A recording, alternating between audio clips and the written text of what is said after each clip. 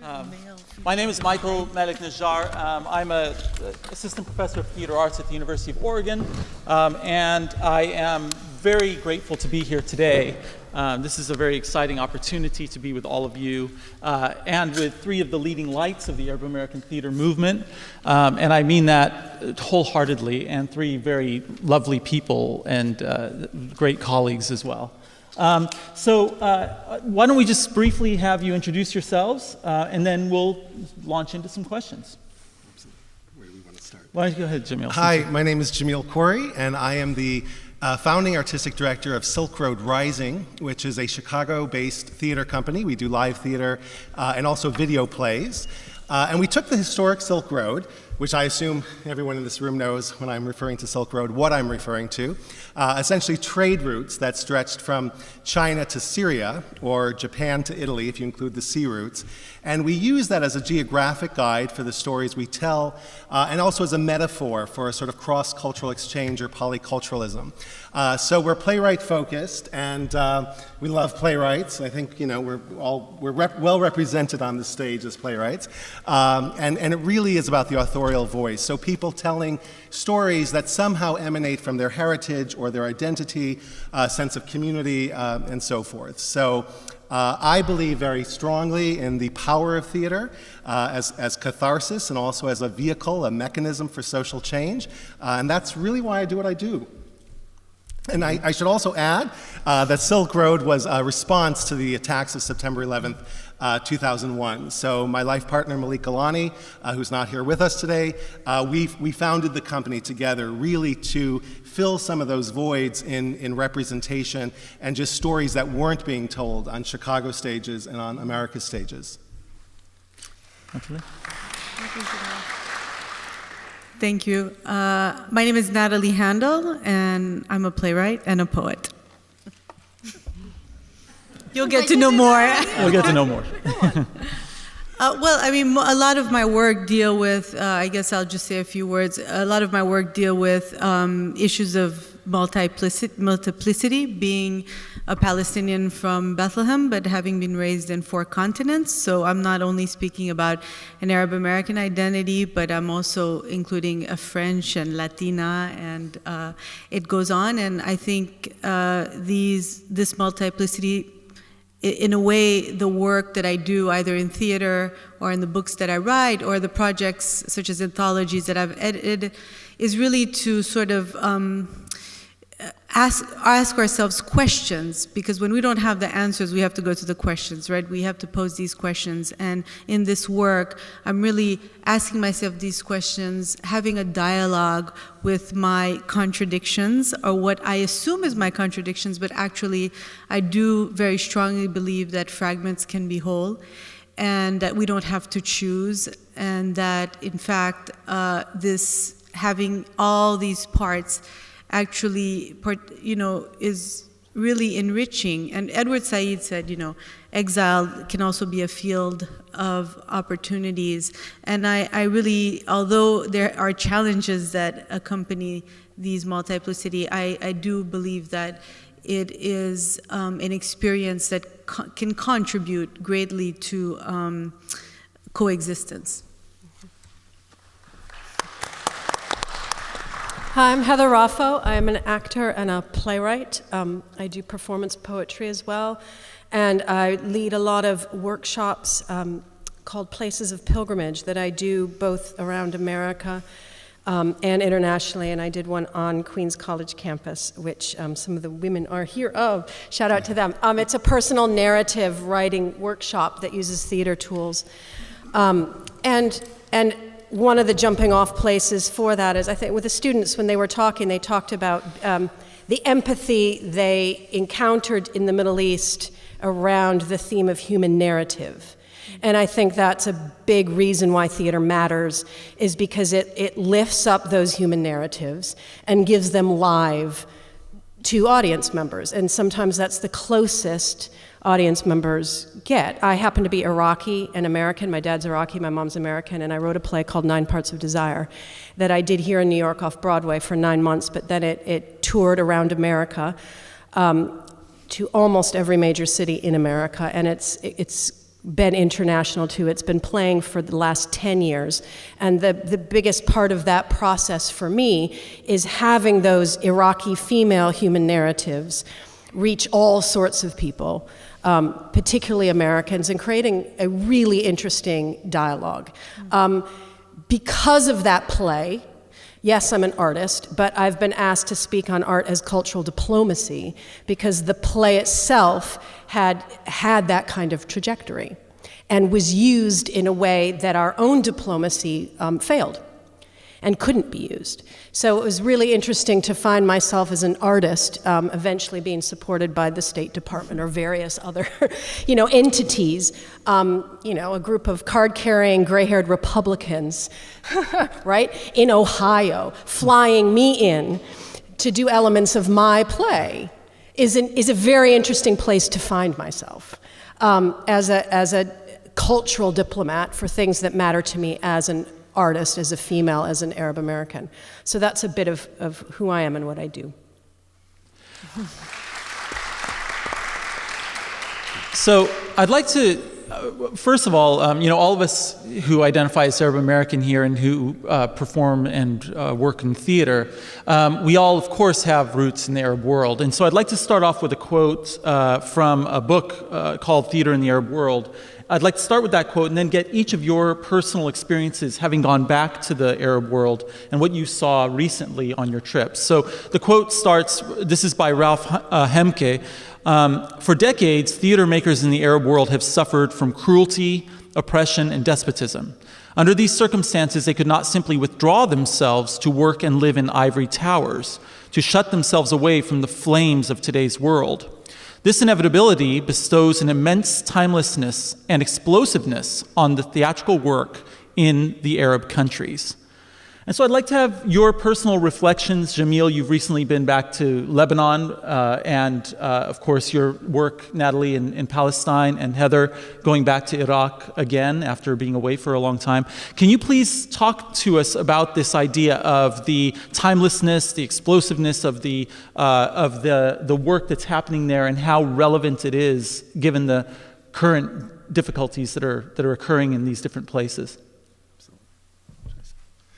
Last year, actually last December, we had the great privilege of traveling to Beirut, Lebanon, for the opening of the English language production of a Syrian play called Signs of Rituals and Transformations. That was written by the late, great Syrian playwright Saadallah Wanous. My theater company actually commissioned the translation from Arabic to English, working with two Lebanese academics who translated the piece. And of course, this play was being produced for largely a Lebanese audience and a somewhat Syrian audience, because there's right now a large Syrian refugee population in Lebanon. And the backdrop of the Syrian civil war with this play about authoritarianism and religious tyranny, but also about patriarchal politics and patriarchal families, was remarkable for me to see how well this play was received. I was kind of nervous going into the theater, actually, for the opening night, because I had no idea with some of the touchy, particularly the sexual politics of the play, if they would somehow strike a bad nerve. And they didn't at all. And that was really exciting and informative for me, that there was a hunger, there was a real desire in the audience, and I want to say beyond, for a type of reflection that felt very honest and felt very raw and brave and daring, and people just, at the end there was this rousing standing ovation. And there were these periods of time where, in these very sensitive moments in the play, where you couldn't hear a pin drop in the theater. So to me, that told me, okay, here we have something that is really creating change on the ground, potentially at least, but what played out in front of our eyes was some kind of healing and some kind of affirmation about this art form. Great. Thank you. Well, in the Palestine case, the Palestinian theater artists who are living in Israel, they have different challenges than the Palestinians in the West Bank, than the Palestinians in Gaza. But one of the things, since 1948, these Palestinian theater has been paused on and off. And in fact, between 1948 until the 60s, really, it was a time where not much was happening. But since then, the resilience of the Palestinians really has been impressive, because the theater has continued to exist and continues to exist. This summer, I'm just going to speak about this summer specifically, I was inside Israel, and I went to Haifa, and I saw a play at the Midan Theater. In Ramallah, there was a play. In Bethlehem, there was a play. In Gaza, there was theater happening with the youth before the Gaza-Israeli war.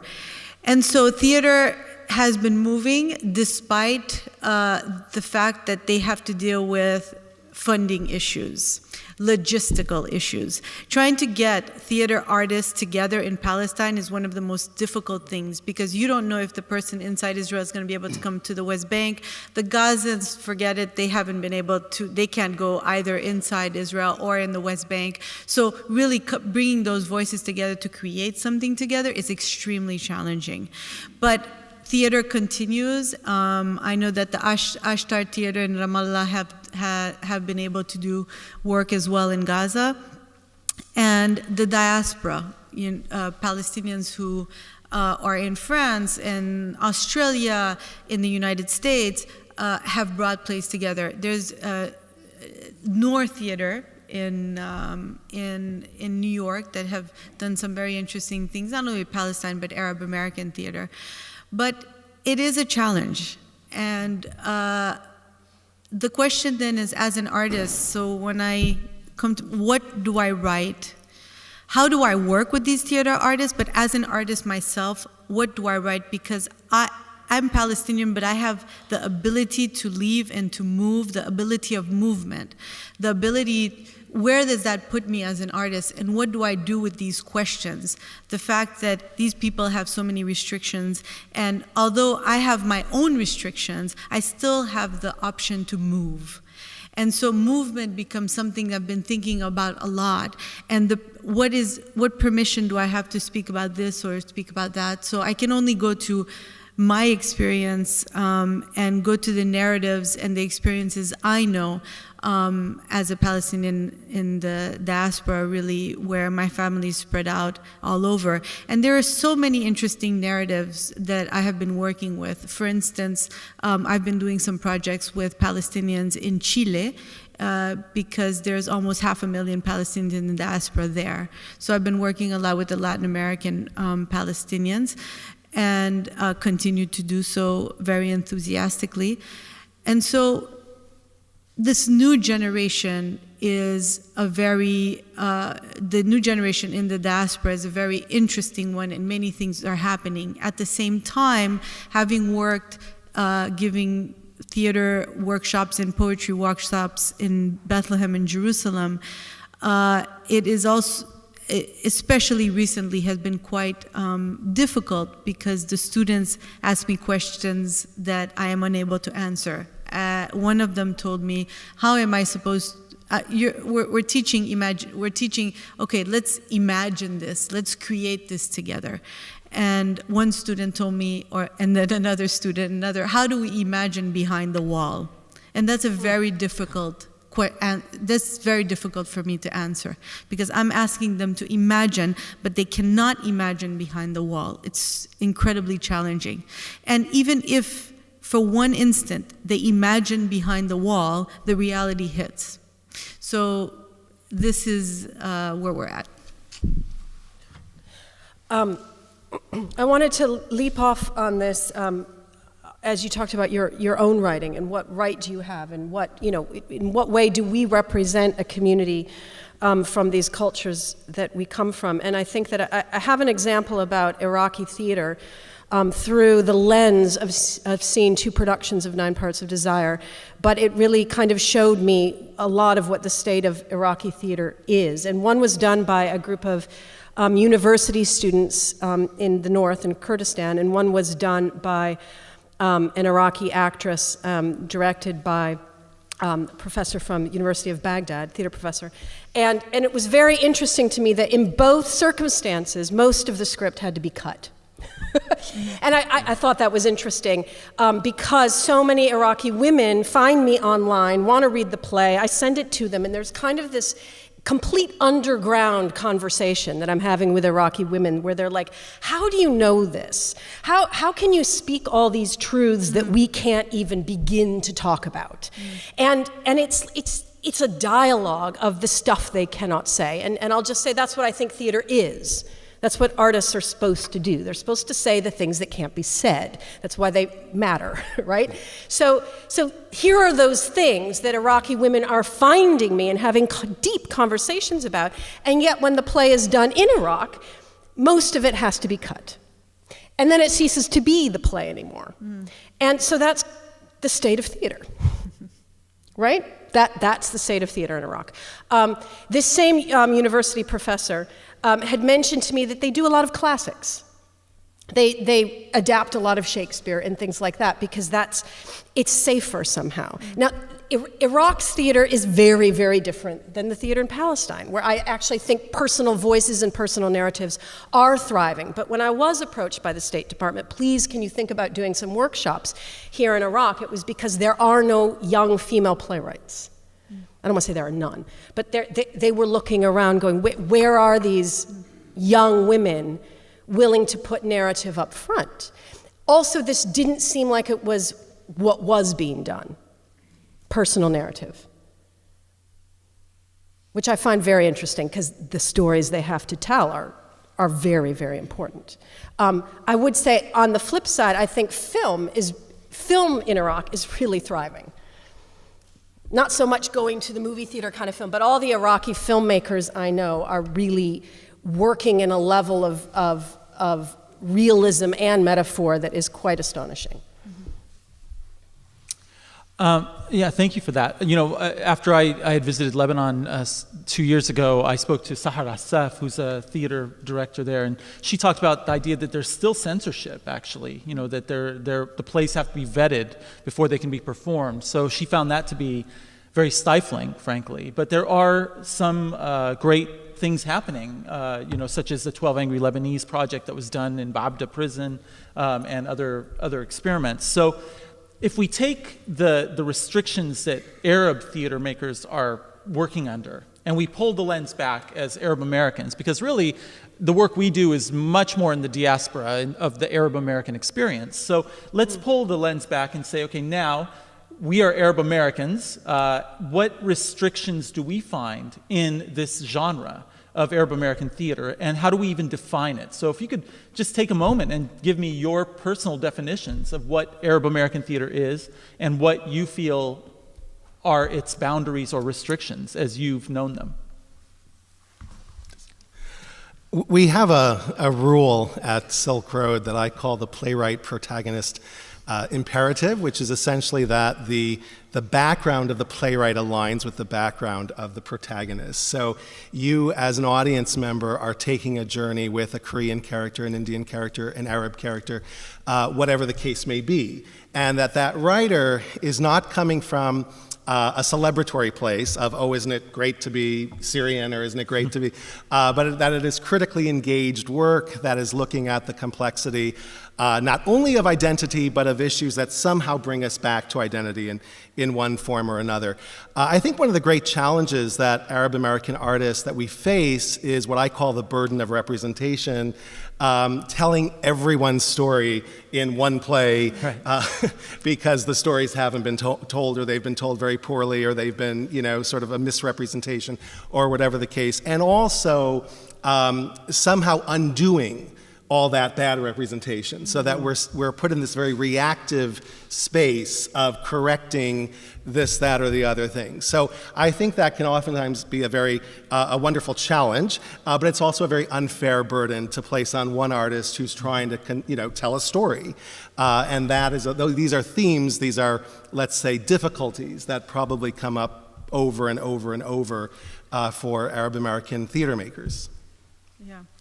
I mean, I don't have much else to add except these complexities of what it is to be Arab American. As you've heard, Lebanon, Iraq, Palestine, that's how different the Arab American community is. Not only where you grew up in the United States, whether it was the West Coast, the East Coast, the South, but then where did you come from in the Middle East? And then there's the variables go on and on and on. I mean, so to really understand what it means to be Arab American, you really have to also have knowledge of the Middle East and of Middle Eastern politics and culture, and of sort of America, the regions, different regions in America, and what's going on there.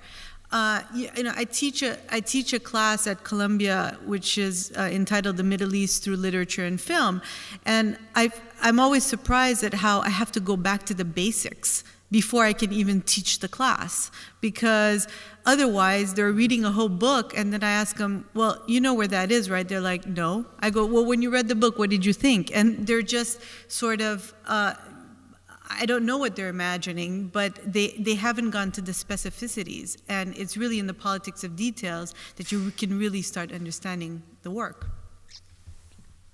I think that the Arab American theater arts, for me, can best be described as a movement. I think Jamil's absolutely right. I mean, for someone like me who has Iraqi heritage to say, well, you will only write Iraqi American plays, it's ridiculous. Like, I might want to write about a love story in Michigan between, two half Irish people. I don't know. We both want to represent and blow the top off. And for artists, we should just be doing whatever we were doing, right? But to say there is an Arab American theater arts something happening, it is happening, and it is a movement. And it started after 9/11. And it absolutely did exist before that, but it didn't exist in the same way. And so now it's afoot. And now it's growing. And so anything that comes in and out of that, whether it be the two Irish people love story written by an Iraqi American in Michigan, whether it's that or whether it's something else that's absolutely speaking to the current times of ISIS or Gaza or something right now, right? It's part of this movement. It's part of these people coming together, being heard in a kind of collective way, and being part of the American fabric. And that's a really specific thing. There are Middle Eastern theater artists that come to America to study us all the time. And they come here to study us because we're so mixed, because we're so in it together, because somebody from every country is all doing the same theater thing, and we are a movement. And we're sending that movement back. And that's really important because we're already all these bridges, right? Just by being born. So no matter what we're writing about, that really matters. And I think the other big thing is that America really is interested and really is hungry.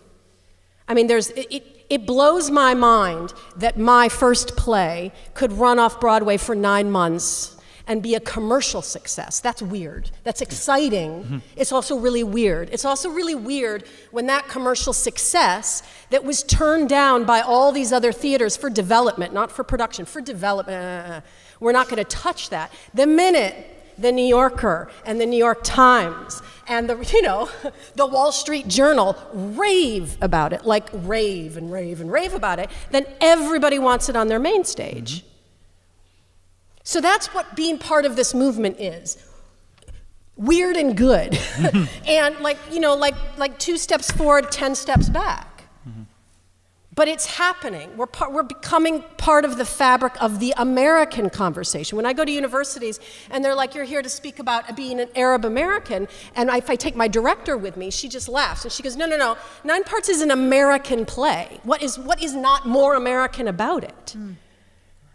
I think that's really, that would be true of a lot of us up here, right?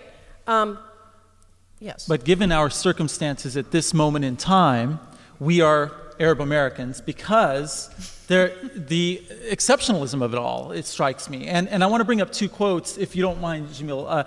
Two quotes. One by you, Heather, when you talk about Fallujah, the opera for which you wrote the libretto. You said, it's how to bridge the two worlds in a way that no other playwright that isn't of Iraqi and American descent know how to bridge. So thank you for bringing up the B word, bridge, there. And then, Nathalie, you talk about in your Poetry of Arab Women, you say, Arab Americans investigate their doubleness and cultural in-betweenness in their writing. They experience an ongoing negotiation of the self as they explore their many experiences, visions, heritages, and bring wholeness to their multiplicity. And so if we could just take a moment and talk about this idea of, yes, we are Americans, but yet we have these in-betweennesses and doublenesses and bridge building that's part of the work. And so how does that affect you? How do you find yourself negotiating those negotiations? I'll start with that because you brought up Fallujah, if you don't mind. Yeah, Fallujah, I was hired by the Annenberg Foundation to write an opera about a real-life Marine who served in Fallujah and has had 5 suicide attempts since coming home. So here I am, an Iraqi American, absolutely personally destroyed by the last 20 years of crises and war going on in Iraq, I mean, on a personal level, and I'm sitting across from a Marine, a machine gunner, right? And I have to get inside his head. I have to love the man. And I do. And he had to love me, and he does. But this was hard. He was scared of me, and I was scared of him, and that's how that was. Mm-hmm. And then we had to work through it, and I had a newborn son that I would have to pause these 10-hour interviews to go nurse. Oops, gotta go nurse the baby, right? And he's a Marine, and he's laughing. I mean, it was an extraordinary circumstance to be holding my first son, knowing this guy might grow up and have to go to war. I never thought of it with my daughter. I thought about it with my son. Anyway, how do we bridge these things? I'm like, they should have they were gonna hire a vet to write this opera. They hired me. So here we are with, I'm gonna write this very, very differently than a vet is gonna write this. Because we have to bridge something so profound to even be in the same room together. And interestingly enough, in an interview with you and the soldier, he said that he didn't like any Iraqis before he met you. And he went to Iraq. You know, one of my utopian ideals. I'm not sure he'd own up to that. But he did. That he actually said something to and so that's interesting. But yet you two found such amazing common ground in that story. It's pretty extraordinary. Yeah, well, it is my theory that if you want somebody to share all the stuff, you have to share your stuff. And you have to share it as deeply and as vulnerably as you want them to share, and that's how you get somewhere. Mm-hmm. And I think the students that we heard speak up here kind of got that. Yeah. If they wanted that back, they had to give it. The more vulnerable and honest they were, the more they were going to get it back. So, yeah. What about you, Nathalie? Well, I mean, she pretty much covered it all. And most of the time, we fear the other, mm-hmm. and so because we haven't sat in that room with them. But as these students before us, as they experience, they've had these experiences together, and as Heather sat with this Marine, I mean, most of the time I hear in Palestinian-Israeli initiatives, once they are in the room together, and they are sitting in front of each other and they are creating together art, there is something so fundamental that happens because you go back to the source of love. And I think that is where the conversation really begins. Mm-hmm. It's not about, you're not having a conversation with your mind only, you're having one with your heart. And I think, what art does best is takes us back to that place that, of where humanity breathes. And I think that's what makes it so powerful. Now, Jamil, could you perhaps answer that question and then lead us into the clip from Moskler? Absolutely. That you brought with you? I just wanted to add one thing. When we look at sort of the demographics of Arab America, they probably defy what the perception or the assumptions may be. The majority of us are American-born, the majority of us are of mixed heritage. Myself, I'm a Syrian father, American-born mother of Polish and Slovak origin. Most of us are Christian. I think something like 75% of us are of Christian backgrounds. And we're a very complex community.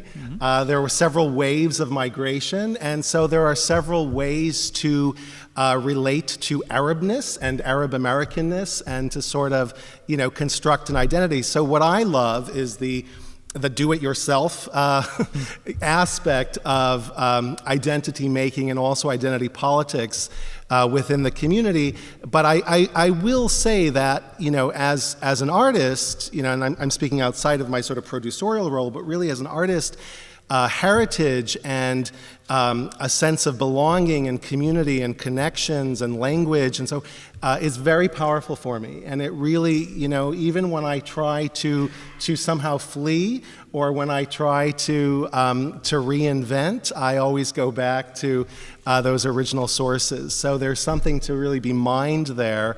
And it's complicated and it's complex, and I'm oftentimes very angry or frustrated or disappointed, and yet it's kind of, I see my work very much as a love letter, a love letter to the heritage, a love letter to the community. I was going to set up the clips. So you're going to watch a compilation of 3 pieces. One is from a piece called Both And. These are video pieces, obviously. One from a piece called The Balancing Arab, and one from an ongoing project called Mosque Alert. And really view these as works in progress and developmental pieces of larger pieces. And so I think I'm supposed to cue the projector. I try to get back every few years. Oh, bravo, ya Jamil. You like it there? I love Syria, especially Damascus. Oh, that's great, man. Some of these American-born Arabs, they never go home. They're lost. They want to be more American than the Americans. It's the whole assimilation thing. They kind of screwed it up. You know your family over there? Oh, yes. One large, extended Syrian family. تحكي عربي. You must speak Arabic, ya Jamil. I know. I understand Arabic way better than I can speak it. Hell, I don't know a word of Polish or Slovak. Why would you? It's important to know both sides. Both sides? Rubbish. Your father's Arab. You're Arab. Your mother? Doesn't count.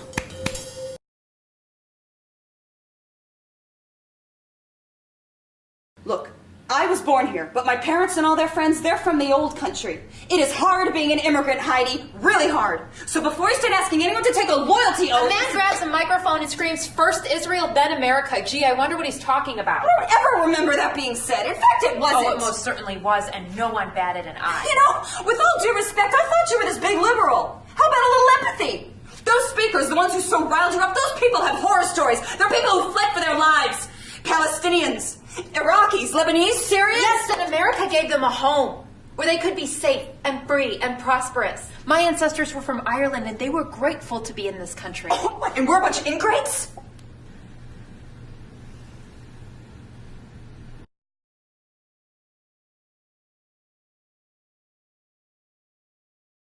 If there were classrooms in a Christian church, I wouldn't be concerned about anyone being taught, oh, it's okay to fly a plane into a building, or strap dynamite on your body, or cut people's hands off, or enslave women. Really, Charles? What about the wife you want to keep locked up at home? They throw acid in women's faces in Pakistan.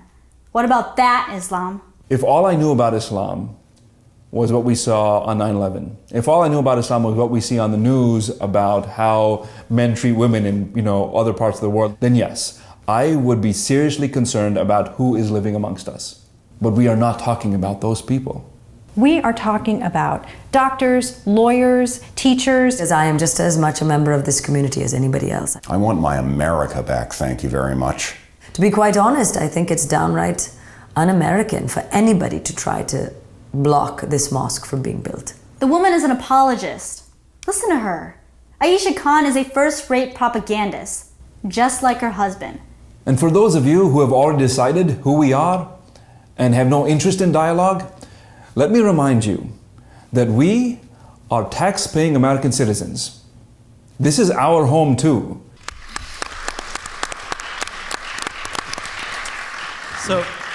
So you're setting up, I mean, this is very political theater, and again, it seems to me that the personal is political is very much a part of the work, is it not? I mean, play after play, whether it's the pieces we just saw here, or your own works, or Yusef El-Gundi's plays, that seems to be where we are at this moment. Is that a fair characterization? The personal is political and the political is personal. Right. And I think the idea of one sort of embodying their politics, you know, I've written some pieces where people will come back to me and say, you know, I thought that was really interesting, but real people don't talk that way. Real people don't have, you know, they're talking about the weather, or they're talking about their boyfriend, or, you know, this, that, or the other thing. And I'm like, well, I don't know what real people you're hanging out with, but everyone I know talks about politics, and talks about politics in a very immediate and sort of urgent way. So that, to me, as an artist, is really interesting, and you know, that's what gets me excited, is the fact that people sort of live, they attach emotionally, intellectually, spiritually to political causes or positions, belief systems, and that also informs the personal. Heather, Natalie? I think we have like 1 minute left. Actually, no, we still have time. Do we not? We just got the sign right Oh, there. we just got the sign. Oh my goodness. Okay, sorry, I was going off the 50-minute timer. I agree. Yeah. Yeah, so briefly, since we do have this 1 minute left, could you just tell us about your current projects and where you're headed? What's next for you? Well, actually, if you don't mind, I'd like to read a very short poem, which I think sort of is where I'm at with what I believe. Since we're speaking here about coexistence and innovation, this is where I think my words will speak better. These words. It's called Even. Nothing is even. Even this line I'm writing. Even this line I'm waiting in. Waiting for permission to enter the country, the house, the room. Nothing is even. Even now that laws have been drawn and peace is discussed on high tables. And even if all was said to be even, I would not believe. For even I know that nothing is even. Not the trees, the flowers, not the mountains or the shadows. Our nature is not even. So why even try to get even? Instead, let us find an even better place and call it even. Thank you.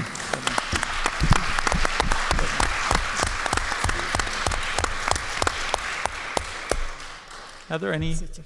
No.